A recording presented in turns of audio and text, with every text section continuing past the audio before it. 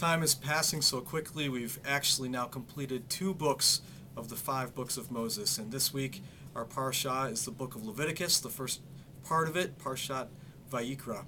And if you've ever gotten close to the Torah, you might see that the very first word, Vayikra, has a little tiny aleph as the last letter. Of course, the word Vayikra in Hebrew ends with the first letter of the alphabet, aleph, and typically all the letters are written about the same size, but in this particular spot in the Torah, that little aleph at the end of the word is written almost above the rest of the word, and it's really tiny.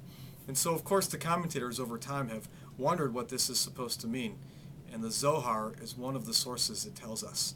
The Zohar, the great mystical collection of writings, tells us that that is to represent for us that we, as human beings, we live in the lower world here on earth, and that aleph represents God, and God lives up above. God inhabits the higher world.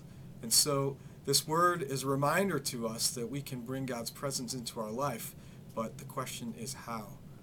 I won't lie to you, I think the book of Leviticus is a very difficult book, and sometimes we scratch our head and wonder what we're supposed to take from these bloody stories of pus and purity and priests and all of these things that seem not to make any sense for us today. Yet we have to turn to the commentaries, and we have to think ourselves and look between the lines of the text and try to figure out what the metaphor is. And I think that the overarching metaphor for the book of Leviticus is trying to figure out how to live together, how to come close to other human beings, and to create that space for holiness to exist. Rabbi Abraham Isaac Cook taught that the love between people is one of the ways that we know God's presence, similar to Buber.